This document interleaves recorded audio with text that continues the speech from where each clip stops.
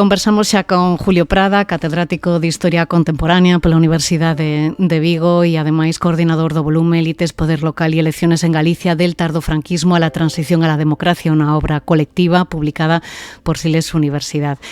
Julio Prada, que tal? Moi boas. Moi boas. Pois gustaríame antes de nada que nos situáramos históricamente neste período que ímos abordar o tardofranquismo. Non sei se houbo un leitmotiv, un feito determinante que permita establecer cando arrincou esta etapa, ou foi unha combinación de moitos factores o que provocaron o debilitamento do réxime e o inicio desta nova etapa? Bueno, hai moitos factores e digamos que convencionalmente o tardofranquismo está nesa segunda gran etapa que distinguimos os historiadores que iría dende o ano 59 ata a propia morte do dictador o 20 de novembro do 75. Pois estritamente o tardofranquismo a maioría o situamos entre o que é o asasinato de Carrero Blanco en decembro do 73 e o pasamento do propio Franco. Hai quen prefire facer arrancar o tardofranquismo do ano 67, que é a data da aprobación da Lei Orgánica do Estado, que, de algún xeito supón a culminación de toda a armazón institucional da chamada democracia orgánica, pero para a maioría é o asasinato de Carrero Blanco que acelera unhas dinámicas que é certo que arrancan de atrás. Claro, foi un momento moi delicado, moi convulso por varios motivos, non? Por un lado estaban esas friccións internas, non? Que había entre os inmobilistas e os aperturistas, a corrupción que tamén salpicaba o réxime, ese clamor social nas rúas que era imparable, tamén a presión da comunidade internacional, non? Que pesou máis nese período? Bueno, eu diría que como punto de partida no que no tardofranquismo efectivamente conflúen dúas dinámicas aparentemente contradictorias, non? Por unha banda temos esa consolidación económica e institucional do propio réximen e por outra esa crecente erosión política e social a que apuntabas que efectivamente sería que acabaría facendo inevitable a súa continuidade. Pero para entender isto é evidente que temos que non contemplar o franquismo como algo estático. É certo, é un réximen que nace da vitoria militar na Guerra Civil do 36-39, que se consolida durante os anos 40 con un modelo político fortemente represivo, nacional católico e autárquico, pero que a partir deses anos 50 hai cambios moi fondos, favorecidos por ese contexto internacional da Guerra Fría que permite esa progresiva integración de España no que sería o bloque occidental e tamén ese fracaso da autarquía que impulsa unha reorientación económica. E é todo ese crecemento que transforma profundamente a sociedade española e, por tanto, o franquismo nos anos 70, principios dos anos 70, non era xa o da posguerra, seguía sendo unha ditadura autoritaria, sin libertades políticas, nin pluralismo democrático, pero sometido a unhas tensións internas e externas que de algún xeito cuestionaban a súa capacidade de supervivencia a longo prazo, precisamente por eses desaxustes entre desenvolvemento económico, social e cultural e estructuras políticas vixentes. Bueno, pois efectivamente, ese papel o que ti apuntabas de que pesa máis, eu diría que hai interferencias mutuas, non? Si o que queremos entender por que o franquismo desemboca nun proceso de transformación política relativamente rápido durante estes anos, o primeiro que habería que facer é abandonar esa idea dunha transición exclusivamente dende arriba, non? Unha transición pactada entre élites políticas e introducir ese factor da mobilidade social e da conflictividade social, non? Que durante moitos anos foi minusvalorado como elemento explicativo. Eu creo que sen esa presión constante dende abaixo, dende os centros de traballo, dende as universidades, os barrios urbanos e mesmo o mundo rural, coas súas especificidades, non? Bueno, pois o réximen dificilmente tería evolucionado cara a unha apertura controlada primeiro e logo cara a unha descomposición institucional que favoreceu ese proceso de transición. E que temía máis o réxime? Esa contestación nas rúas que parecía que non lle tiñan medo xa a un réxime que exercera o terror durante décadas, ou esas friccións internas, quen controlaba nese momento a acción política, que manexaba os resortes? Seguía sendo únicamente o ditador? Non, evidentemente non. En aquel momento, bueno, pois a loita interna dentro do réximen era evidente, decir, esas visións simplistas que había antes dun Estado franquista concebido como un bloque monolítico estaban moi lonxe da realidade. En realidade, o que estamos é diante dun sistema autoritario con múltiples familias internas e, sobre todo, con equilibrios moi cambiantes. É dicir, dende os anos 70, ese control efectivo do poder político, pois se foi desprazando progresivamente para eses chamados tecnócratas vinculados ao Opus Dei e a sectores modernizadores da administración. Estes grupos, por certo, que foron os que impulsaron esa racionalización económica do réximen, moi pensada de cara ao desenvolvemento, a integración parcial en mercados europeos, e esta primeira gran familia hai que entender que está moi lonxe de ser demócratas no sentido pleno, pero tampouco pertencen a ese núcleo falanxista tradicional dos anos 40 ou dos anos 50 e, paradoxalmente, nesta etapa do tardo franquismo irán perdendo progresivamente posicións de poder precisamente a partir do asasinato de Carrero Blanco e durante eses sucesivos gobernos de Arias Navarro. Por suposto, temos o chamado búnker, non? Fundamentalmente militares, altos funcionarios do aparello represivo do Estado e aqueles falanxistas históricos que miraban moito máis cara eses anos 40 que cara os anos 70, non? E que estaban presentes en áreas moi importantes, sobre todo nos corpos de seguridade, todo o relacionado co control da orde pública e mesmo certos espazos ideolóxicos e, bueno, no momento que morre Franco, intentan xogar o seu papel, non, de frear calquera apertura significativa. Pero eu creo que o grupo máis interesante e que contesta un pouco a ese plantexamento de que teme máis o réximen, pero o que quero transmitir é que o réximen así en abstracto non existe, existen esas familias integradas no réximen que cada uno xoga coas súas cartas, non? Pois estes son eses sectores reformistas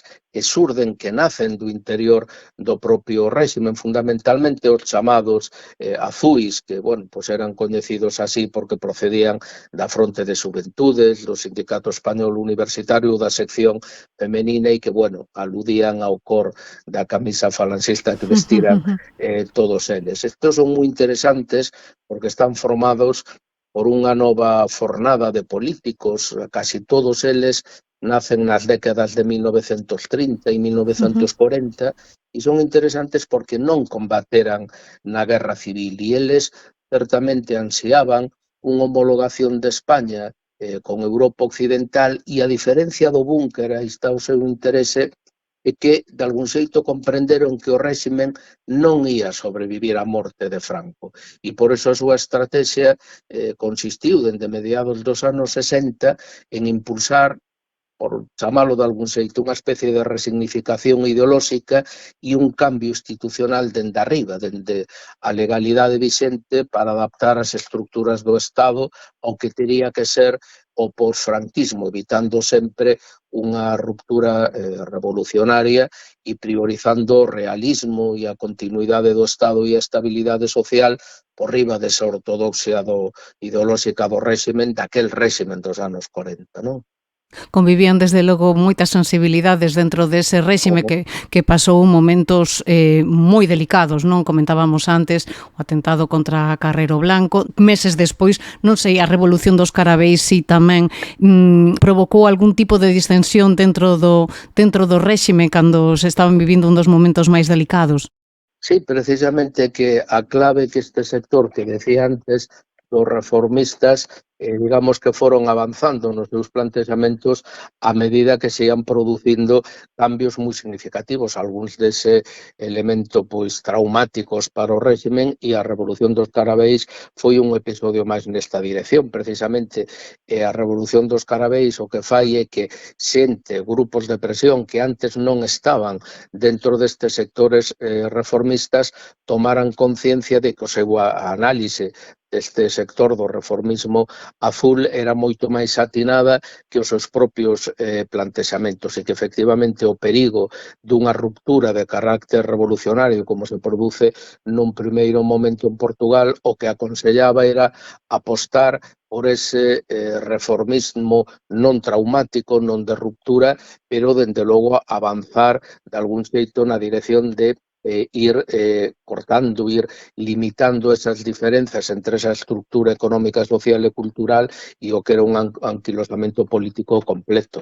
E, evidentemente, a lectura contraria fai no búnker. Precisamente o búnker sigue pensando que con un incremento da represión e do incremento da vigilancia sobre os sectores da oposición evitaríase o que pasou en Portugal. É dicir, son dúas lecturas e dúas conclusións moi distintas que se extraen dun mesmo feito histórico, pero que dende logo deu pulo ás posicións reformistas.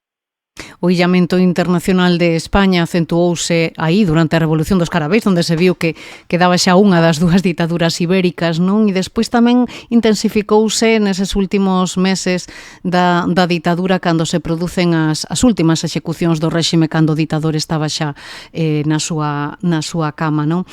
Foi esa última orde unha demostración de forza do ditador? Ou tentou non ser?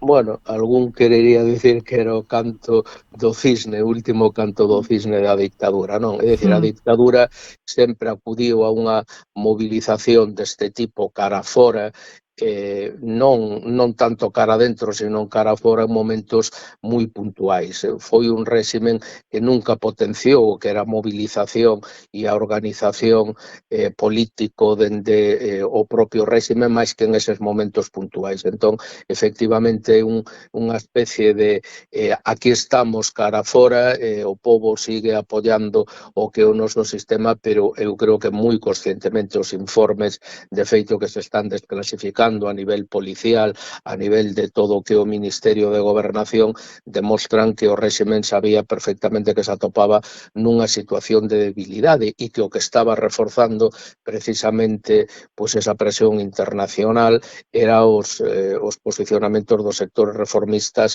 do interior, claramente.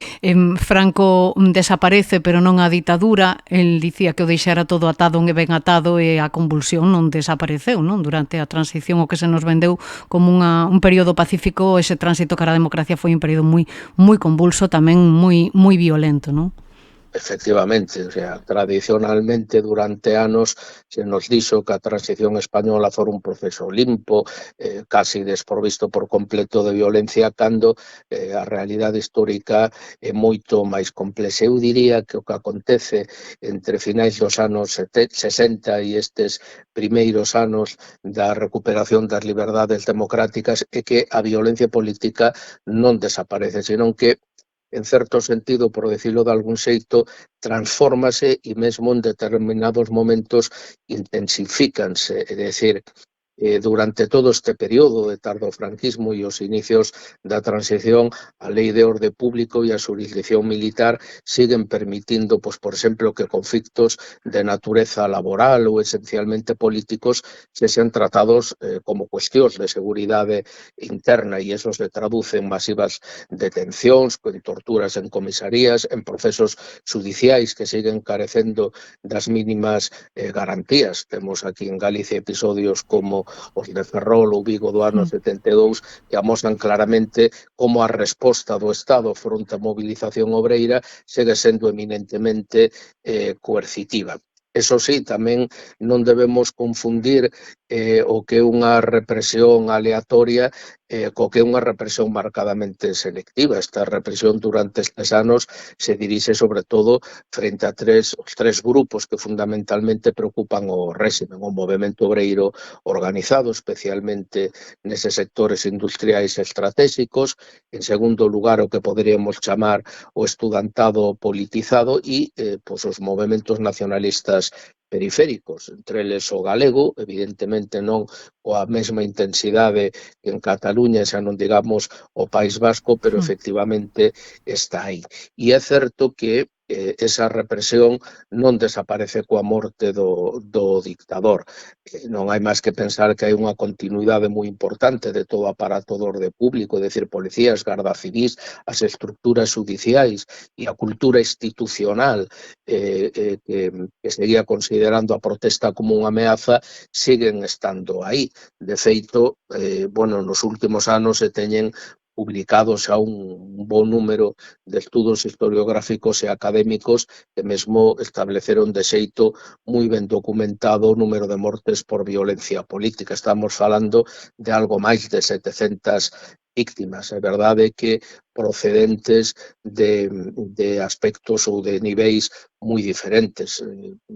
Que sei eu, pois é certo que o maior número desas, algo máis de 700 víctimas, alrededor do 60%, corresponden ao terrorismo de extrema esquerda nacionalista, principalmente o Grapo e ETA, non? Pero tamén alrededor de 150 víctimas mortais foron provocadas directamente polas forzas de seguridade do Estado, incluído estes mortos na represión das manifestacións populares e nas movilizacións laborais, non? Como sucesos de Vitoria, pero tamén esas víctimas en eses controis de estrada que facían con tanta frecuencia, sobre todo a Garda Civil e o que se chamaban aqueles anos os policías de gatillo doado, de gatillo fácil, non?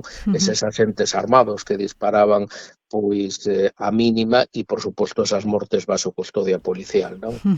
Mortes que finalmente non foron respondidas nos xulgados, non? Por culpa desa lei de amnistía, non? E as familiares de víctimas pois falan pois eso de que non houbo xustiza a todas estas víctimas desta represión tamén tardía, non?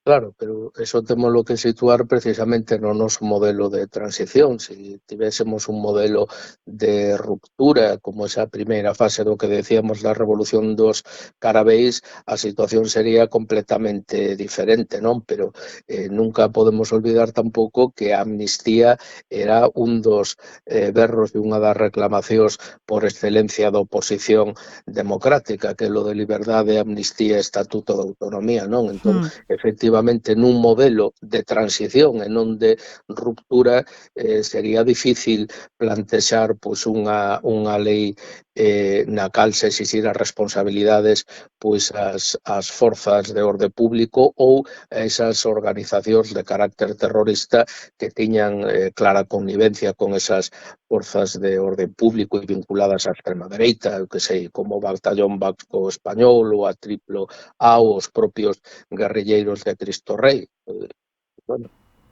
Coa chegada da democracia chama a atención que moitos cargos políticos permaneceron no poder, herdeiros daquelas vellas estruturas franquistas, sobre todo na política municipal, non? E houve alcaldes que permaneceron no poder durante anos e reivindicando ademais o ditador. Como se explica que puideran continuar aí no poder durante tantos anos?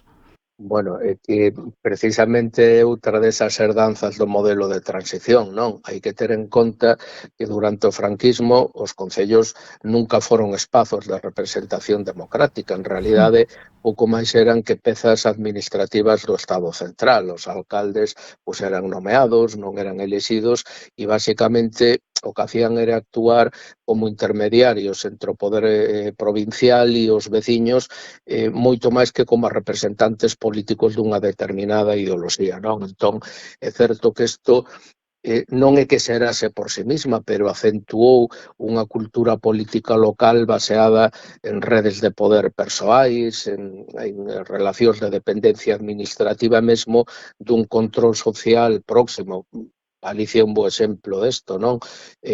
Cuns concellos que seguiron funcionando e case seguen funcionando hoxe en día en nodos de mediación entre o Estado e comunidades rurais que eran dispersas en aqueles momentos, onde figuras non só o alcalde, por exemplo, os secretarios municipais tiñan un enorme poder, non? Por eso, esa aparente democratización das corporacións locais a partir do ano 79 é certo certo que supón un cambio institucional profundo, pero é un cambio que non implica automáticamente unha renovación completa das élites locais. Como ben decías, en moitos municipios, sobre todo rurais, antigos cargos do franquismo ou persoas moi vinculadas ás súas estructuras, o que conseguen é adaptarse perfectamente ao novo sistema e manter posicións de poder baixo siglas de partidos moi diferentes, maioritariamente no noso caso de signo conservador, pero, por exemplo, en Andalucía, pues tamén hai moitos casos en formacións de esquerda, en particular o PSOE, non? Entón, bueno, eu diría que, ademais, se a isto sumamos que os partidos políticos nacionais durante decenios tiveron dificultades iniciais para penetrar en todos os niveis locais, isto facilitou tanto que permanecesen como que emerxesen figuras políticas locais que tiñan unha gran autonomía e que funcionaban máis como notables que como representantes duns partidos ideolóxicos claramente definidos, non? E desde hai uns anos asistimos a non sei se chamarlle un renacer dos grupos ultras, incluso nostálxicos das bellas estruturas do franquismo. Non sei como interpretan os ollos dun historiador o ascenso desta ultradereita, é algo pasaxeiro, chegaron para quedar. Como se interpretan estes novos rexurdires? A ver, é unha pregunta complexa porque eu creo que cando falamos do renacer da ultradereita durante e despois da transición temos que ser moi cuidadosos nas análises, non? Porque non estamos realmente ante unha desaparición e unha posterior reaparición ex novo, non? Eu creo que hai máis unha transformación e unha recomposición de tradicións políticas que se existían no propio franquismo. O sea, pensemos que durante a ditadura o que poderíamos chamar o espazo da extrema dereita estaba parcialmente integrado dentro do propio réximen. Eses falanxistas históricos e os sistemas, os sectores máis inmobilistas do franquismo xa cumplían funcións que noutros sistemas políticos serían as propias dunha ultradereita organizada, é dicir, xente que defendía o autoritarismo, cun anticomunismo radical, un nacionalismo español excluinte e, por suposto, o rexeitamento do pluralismo político. E o que creo que acontece que coa morte de Franco e os inicios da transición, estes sectores enfrontáronse a un proceso que un politólogo diría de perda de centralidade política, non? Parte deles integráronse no proceso de reforma, outros rexeitaron esa democratización e intentaron articular unha oposición ao novo sistema con esa reorganización de diferentes expresións da extrema dereita, pero que fracasaron evidentemente nas urnas e non conseguiron consolidarse como unha forza electoral relevante a longo prazo, a diferencia do que foi ocorrendo noutros países europeos, non? Pero isto non significa que desapareza esa cultura política, mantense como unha rede de sociabilidade política, cultural e incluso permanece un tempo vinculado a eses sectores do aparello de seguridade do Estado. Por eso decía esa relación con grupos de extrema dereita que protagonizaron accións armadas de carácter terrorista na transición, non?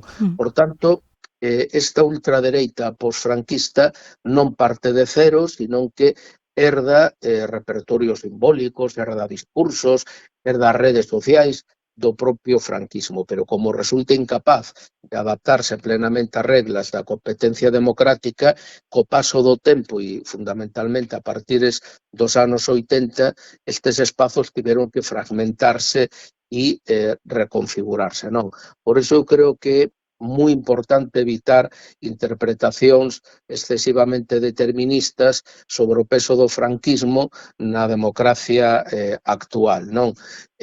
Quero decir, a aparición de simpatías, cara a formacións como Vox entre rapaces que están nas nosas aulas de educación secundaria, de bacharelato, que están chegando á universidade, é un exemplo significativo desta realidade. Eu creo a mí non me parece razonable interpretar que adolescentes ou mozos actuais, nacidos décadas despois da morte de Franco, e poder pensar que foron socializados políticamente no franquismo, non? Para a maioría deles, o franquismo é unha etapa histórica tan distante como a Segunda República ou a crise do sistema da restauración. Pero perciben nas aulas certa simpatía? Sí, nas aulas, a ver, eu teño un fillo adolescente e hai referentes moi claros dende este punto de vista, pero as súas referencias políticas non é tanto franquismo, teñen unhas referencias políticas, culturais e comunicativas que proceden doutros espazos diferentes, as redes sociais,